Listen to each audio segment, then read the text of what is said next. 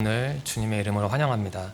오늘 우리에게 주시는 하나님의 말씀은 사무엘상 21장 8절과 9절입니다. 다윗이 아히멜렉에게 이르되 여기 당신의 수중에 창이나 칼이 없나이까?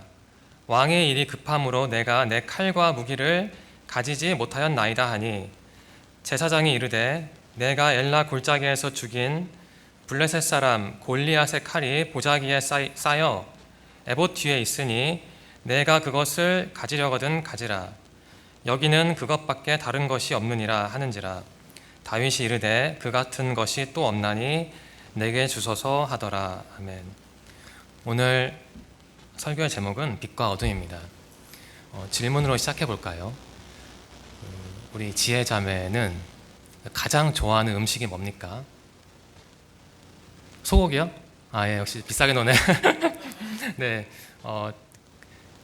당신이 가장 좋아하는 음식이 뭐냐는 질문을 받으면 기분이 좋지 않나요? 그쵸? 그러니까 나를 돌아보잖아요. 그럼 이 질문은 어때요? 당신은 내성적인 사람인가요? 외형적인 사람인가요? 저는 이런 질문을 좋아하진 않습니다. 물론 사람마다 다르겠지만 왜 좋아하지 않냐면 제가 인간 관계에서는 내성적일 수 있지만 학업에서는 좀 외향적일 수도 있잖아요. 그렇잖아요. 그러니까 사람을 일반화하기 어려운 거죠. 여러분은 잘 모르겠지만 지네진 지단이라는 유명한 그 축구 선수가 있었습니다. 프랑스 국가대표였는데 그분이 하루는 그 피트 샘프라스라는 유명한 그 테니스 선수가 있었거든요. 그분에게 가서 사인을 받고 싶어 했나 봐요. 근데 그 말을 못 하는 거예요. 내성적이어서. 좀 사인 좀 해달라고. 근데 그 지네진 지단은 축구 선수일 때는 굉장히 터프하고 또 반칙도 많이 저지르는 선수였습니다. 당신은 내성적인가요? 외향적인가요?는 그렇게 좋은 질문 아니죠. 왜냐하면 너무 단순화하기 때문입니다. 지나친 단순화는 경계할 필요가 있는 것 같아요. 왜냐하면 비현실적이고 또 어떤 면에서는 비인간적인 것 같습니다. 비인간적, 이 단어에 집중하면 좋을 것 같아요. 여러분, 인간이란 무엇인가라는 질문을 던져보고 답을 해본 적이 있습니까? 어떤 학자는 인간이란 무엇인가라는 질문에 이렇게 답을 했습니다. 사람은 상징적인 존재다. 동물이다. 그 상징적인 동물이라 함은 의미를 추구하는 존재라는 뜻입니다. 또 어떤 학자는 인간이란 무엇인가라는 질문과 관련해서 기억을 강조했습니다. 그러니까 사람이 사람답게 살려면은 기억을 해야 한대요. 인간이란 무엇인가 이 질문에 그 한 가지 이 질문에 접근하는 통로가 한 가지만 있지는 않을 겁니다. 아마 여러 가지가 있을 거예요. 다르게 표현하면 우리 마음 안에 우리는 하나만 있는 게 아니라 그 여러 우리가 있죠. 그래서 우리는 그 인간과 관련해서 다면성이라는 주제를 꼭 다뤄야 합니다. 저는 여기서는 교역자이지만 집에 가면 누군가의 남편이고 군산에 가면 누군가의 아들이고 군포에 가면 누군가의 형입니다. 저는 이렇게 다면적이죠. 여러분도 마찬가지일 겁니다. 이러한 다면성의 그 기초가 바로 이중성 같아요. 뭐 이중적이다 그런 말을 하는데 좋지 않은 어감이지만 사실이죠. 우리는 이중적이죠. 그 이중성과 관련해서 저는 그 신호등이라는 이미지를 참 좋아합니다. 빨간불과 파란불. 여러분 잘 생각해 보세요. 우리 마음에 신앙인으로서 가령 그 빨간불과 파란불이 전멸하지 않습니까? 어떨 때는 빨간불이 깜빡거리고 나의 어떤 욕망과 욕구가 커지고 또 어떨 때는 파란불이 깜빡거리고 좀 편안하고 그게 왔다 갔다 하잖아요. 우리는 그 사이에서 영원히 벗어날 수 없는 거죠. 그 나라 가기 전까지는. 오늘 우리에게 주신 하나님의 말씀 사무엘상 21장은 그 사울을 피해 도주하는 그 다윗을 묘사하고 있습니다. 여러분, 다윗의 인생과 신앙에 관해서 깊이 고민해 본 적이 있습니까? 다윗은 중요한 인물입니다. 많은 신학자와 교역자가 그 성경에서 가장 위대한 인물을 뽑으라면 별로 망설이지 않고 다윗을 선정하더라고요. 저는 그렇지 않은데 어쨌든 다윗은 공식적으로 굉장히 중요한 모델입니다. 그런데 이 다윗의 인생과 신앙을 곰곰이 보면 그 빛과 어둠의 그 조합이었습니다.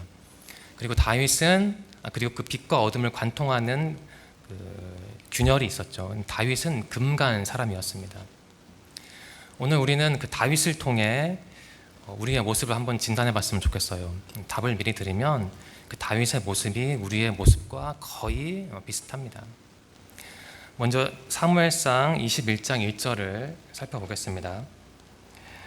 다윗이 노베 가서 제사장 아히멜렉에게 이르니 아히멜렉이 떨며 다윗을 영접하여 그에게 이르되 어찌하여 내가 홀로 있고 함께하는 자가 아무도 없느냐 하니.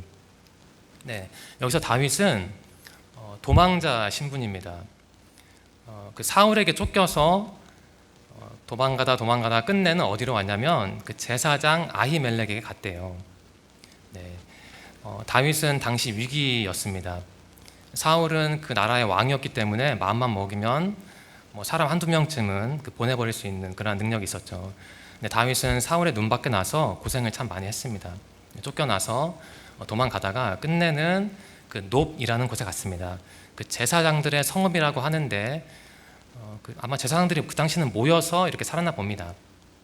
다윗이 사울을 피해서 놉 땅으로 갔다는 것은 달리 표현하면 그 하나님께로 도망갔다는 뜻입니다.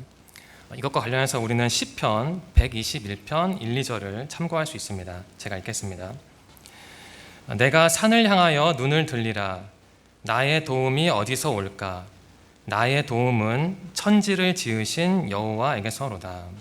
그 다윗의 마음이 이랬던 것 같아요.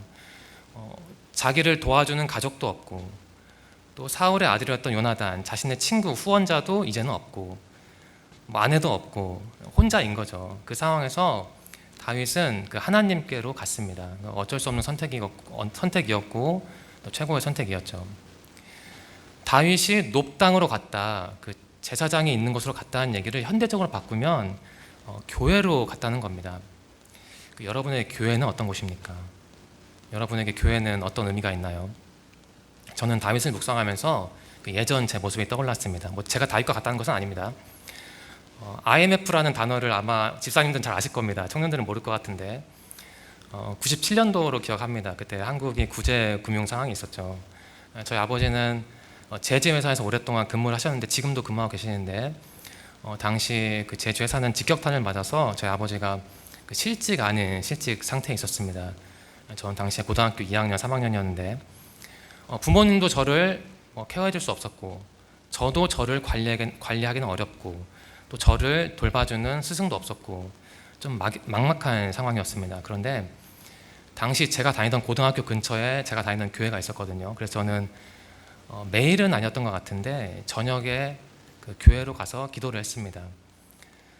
우연히 그 담임 목사님이 제 모습을 보고 소문이 났죠. 조광수 학생은 저렇게 기도하는 믿음 좋은 학생이다. 근데 저는 믿음이 좋아서 교회를 간 게 아니라 피할 곳이 없어서 정말 갈 곳이 없어서 교회로 간 것인데 그런 웃지 못할 해프닝도 있었습니다. 저는 다윗이 왜 놉 땅으로 갔는지 좀 이해가 돼요. 제 모습을 보니까 여러분에게도 아마 그러한 경험이 있을 것 같은데 이것을 기억하면 될 것 같습니다. 다윗은 쫓겨서 갈 곳이 없어서 끝내는 그 하나님, 그 교회로 갔다는 것을 기억하시면 됩니다. 다윗의 모습은 그 믿음의 모습이죠. 빛의 모습이죠. 그런데 다음 절을 볼까요? 사무엘상 21장 2절과 8절입니다. 다윗이 제사장 아히멜렉에게 이르되 왕이 내게 이를 명령하고 이르시기를 내가 너를 보내는 것과 내게 명령한 일은 아무것도 사람에게 알리지 말라 하시기로 내가 나의 소년들을 이러이러한 곳으로 오라고 말하였나이다. 이런 말을 합니다. 아히멜렉 제사장이 물어본 거예요. 여기 왜 왔니? 그때 다윗이 어떻게 반응을 했나요? 거짓말을 했습니다. 그러니까 사울 왕이죠. 사울 왕이 나에게 특별한 임무를 줘서 내가 이곳에 왔다라고 거짓말을 했습니다. 잠깐 정리를 해볼까요? 앞에서는 다윗의 밝은 모습을 봤습니다. 그런데 여기서는 그 어둠에 빠진 다윗의 모습이 나옵니다. 거짓말을 하고 있는 거죠. 다윗은 놉 땅, 교회, 하나님에게로 왔습니다. 갈 곳이 없어서. 믿음의 표현이죠. 그런데 그런 사람이 교회에 왔는데 지금 어떠한 모습인가요? 그러니까 염려하고 걱정하는 모습을 보이고 있습니다. 만일 자신이 놉 땅에 왔다는 게 밝혀지면 사울이 분명히 쫓아올 때고 자신은 최소한 죽을 테니까 걱정을 해서 이러한 거짓말을 한 것이죠. 이러한 다윗의 심정과 관련해서 우리가 요한일서 4장 16절을 볼 필요가 있습니다. 16절과 18절인데요. 제가 읽겠습니다.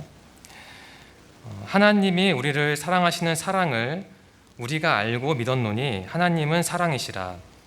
사랑 안에 거하는 자는 하나님 안에 거하고 하나님도 그의 안에 거하시느니라. 이렇게 기록을 합니다. 다윗은 하나님의 사랑을 믿었고 높당으로 왔습니다. 그런데 동시에 다윗의 마음 한켠에는 이러한 어려움이 있었죠. 4장 18절입니다. 사랑 안에 두려움이 없고 온전한 사랑이 두려움을 내쫓나니 두려움에는 형벌이 있음이라. 두려워하는 자는 사랑 안에서 온전히 이루지 못하였느니라. 다윗은 하나님을 사랑하는 사람이었지만 그 두려움마저 다 버리지는 못했습니다. 다윗 안에 그 두려움이 있었죠. 그래서 그러한 그 거짓말 실수를 한 것이죠. 다윗의 실수는 단순한 실수로 끝나지는 않았습니다. 사무엘상 22장 11절부터 19절에 그 다윗의 실수의 그 참혹한 결과가 나오죠. 사울 왕이 다윗이 높당으로 피신했다는 것을 끝내 알았습니다. 첩자를 통해서. 그리고 아히멜렉이 뒤에 살펴보겠지만 그 다윗에게 도움을 줬다는 것도 알았습니다. 그 사울 왕은 그 높당으로 가서 그 대학살을 하죠. 제사장 85명, 그러니까 목사, 전도사 85명을 살해하고 남녀, 아이 닥치지 않고 다 죽였습니다. 그리고 가축도 죽였습니다. 물론 다윗의 거짓말 때문에 저 사람들이 다 죽었다고 단정하기는 어렵지만 만일 다윗이 거짓말을 안 했다면 저렇게 죽지는 않았을 겁니다. 우리는 이것과 관련해서 잠언 14장 25절 말씀을 묵상할 필요가 있습니다. 진실한 증인은 사람의 생명을 구원하여도 거짓말을 뱉는 사람은 속이느니라. 이런 말을 하죠. 앞에서 다윗은 하나님을 믿어서 높당으로 갔습니다. 빛의 모습, 믿음의 모습을 보여줬지만 바로 이어서 이러한 어둠의 모습을 보여주죠. 오늘 설교의 주제는 빛과 어둠인데 이렇게 깜빡이는, 믿음이 깜빡이는 빛과 어둠 사이에서 왔다 갔다 하는 그 다윗의 모습을 머릿속에 그리시면 됩니다. 우리는 다윗의 모습을 보면서 두 갈래 길을 고민할 수 있습니다. 과연 신앙인에게 있어서 바른 길과 그른 길은 무엇인지 고민할 필요가 있죠. 여러분도 그러한 두 갈래 길에 설 때가 많지 않습니까? 내가 이 상황에서 진실을 말해야 하나, 거짓을 말해야 하나. 저는 이 자리에서 모든 거짓말이 나쁘다는 말씀을 드리려는 것은 아닙니다. 그 하얀 거짓말도 있겠죠. 저는 다만 그 일반론을 말씀드리는 겁니다. 여러분이 살면서 과연 나는 그 양 갈래길에 섰을 때 어느 방향을 취해야 하나, 그 빛의 길을 가야 하나, 그 어둠의 길을 가야 하나 고민할 때가 참 많을 텐데 그때 한번 다윗의 모습을 참고하시기 바랍니다. 그냥 참고만 하셔도 될 것 같습니다.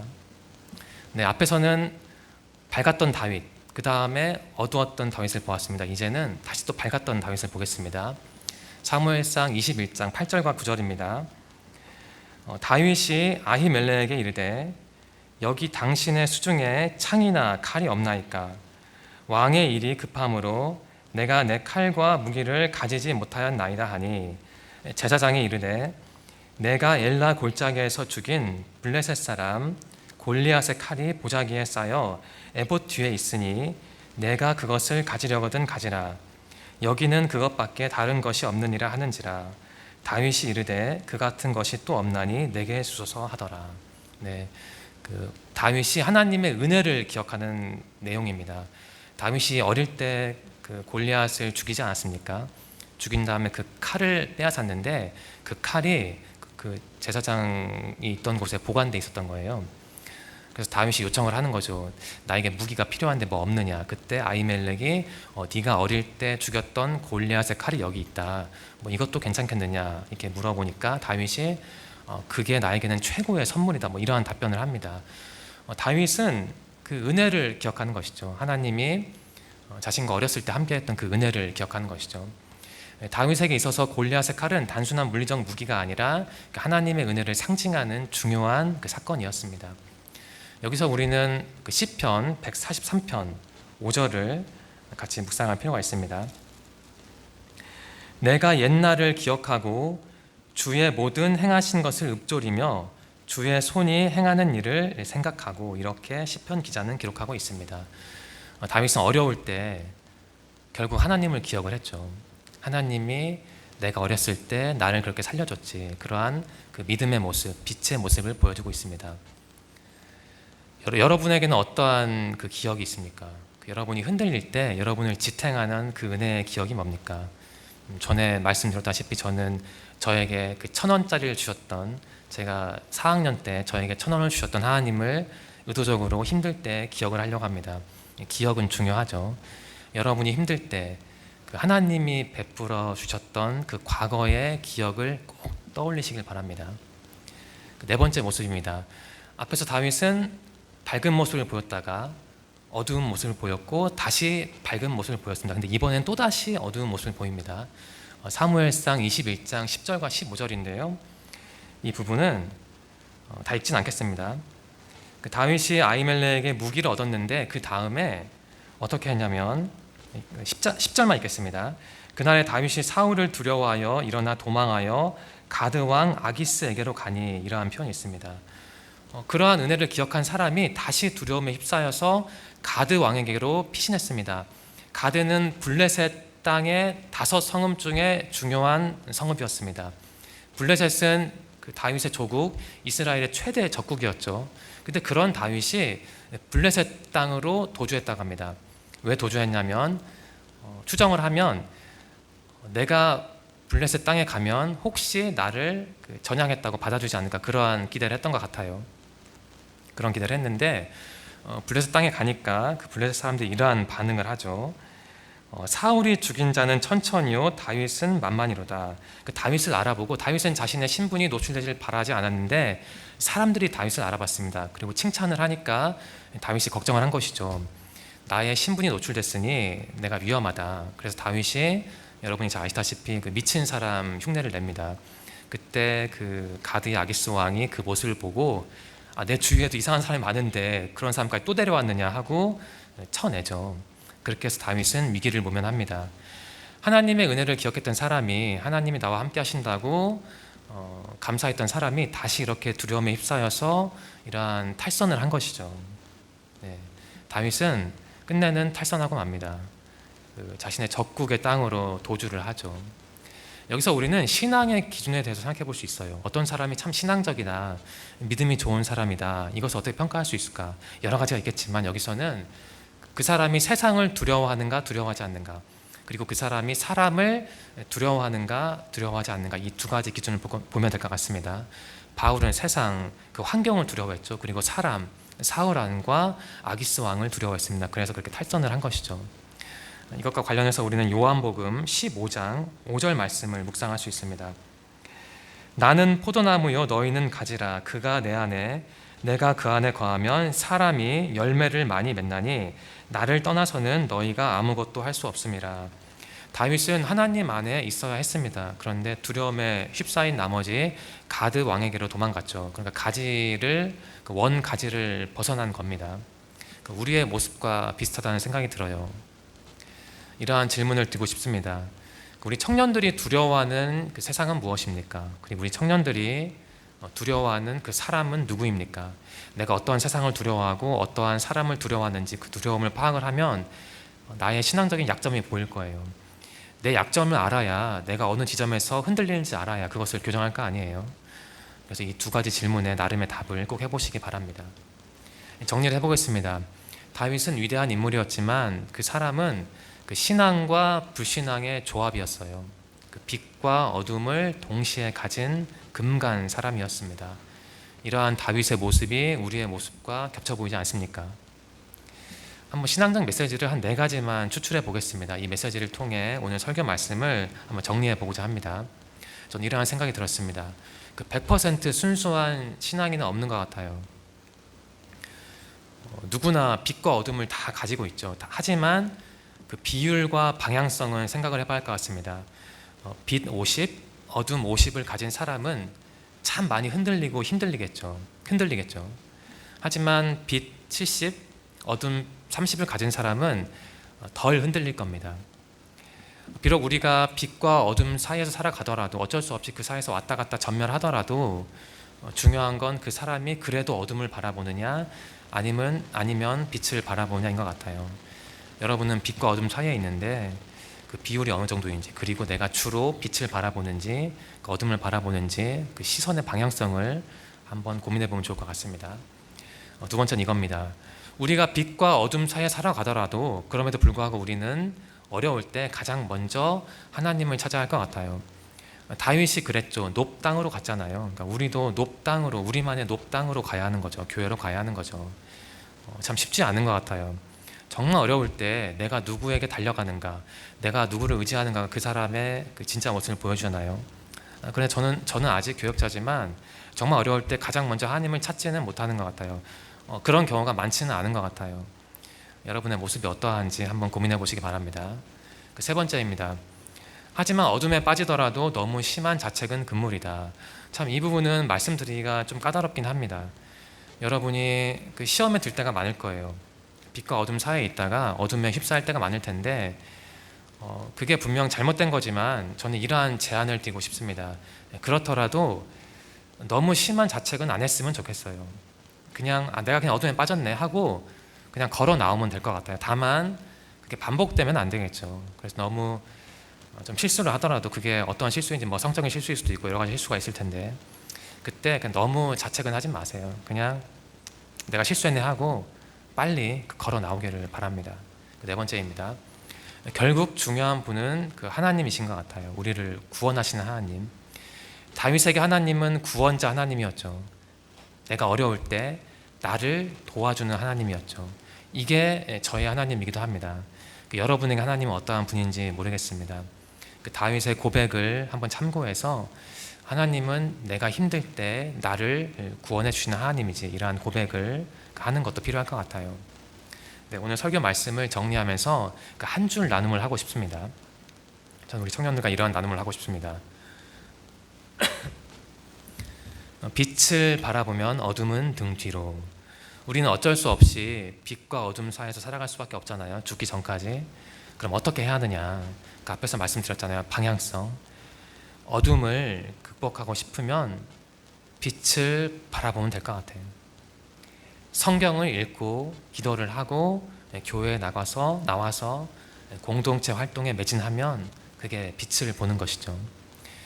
이번 한 주 우리 청년들이 그 자신의 모습을 일단 진단했으면 좋겠어요. 내가 빛과 어둠 사이에서 살아간다. 그리고 나는 결코 100% 빛으로 충만할 수는 없다. 그 사이에서 살아가야 한다. 하지만 그럼에도 불구하고 그 비율은 고민해야 하고 내가 정말 빛과 어둠 사이에서 고민할 때 그래도 빛을, 하나님을 바라봐야 한다. 이러한 그 다짐을 했으면 좋겠습니다. 이번 한 주 다윗과 관련된 이 사무엘상 말씀을 통해 조금 더 빛 안에 거하는 우리 청년들이 되기를 간절히 소망합니다.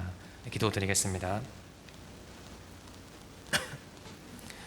하나님 감사합니다. 오늘도 저희의 이름을 기억하여 주시고 또한 저희에게 건강을 주셔서 주님 전에 나와 예배를 드릴 수 있도록 인도하시니 감사합니다. 하나님 오늘 우리는 다윗을 통해 다윗의 어두운 모습과 밝은 모습을 보았습니다. 그리고 다윗의 모습이 우리의 모습과 참 흡사하다는 것도 보았습니다. 하나님, 우리 청년들이 삶을 살아가면서 때로는 빛 가운데 거하지만 때로는 어쩔 수 없이 어둠에 빠질 때가 있습니다. 그럴 때 우리 청년들이 너무 자책하기보다는 최대한 그 어둠의 상황에서 빨리 벗어나서 빛 가운데로 가기를 소망합니다. 어려울 때 주님을 바라보고 어려울 때 한 번 더 기도하며 어려울 때 성경과 기도를 가까이 하는 우리 청년들이 될 수 있도록 그들을 인도하여 주옵소서. 지난 한 주도 지켜주셔서 감사합니다. 새로운 한 주가 우리 앞에 있는데 우리의 몸과 마음과 영혼의 건강을 지켜주시고 다음 주도 이 자리에 모여 기쁨의 예배를 올려드릴 수 있도록 우리와 함께하여 주옵소서. 인도하실 것을 믿으며 예수님의 이름으로 감사하며 기도드립니다. 아멘.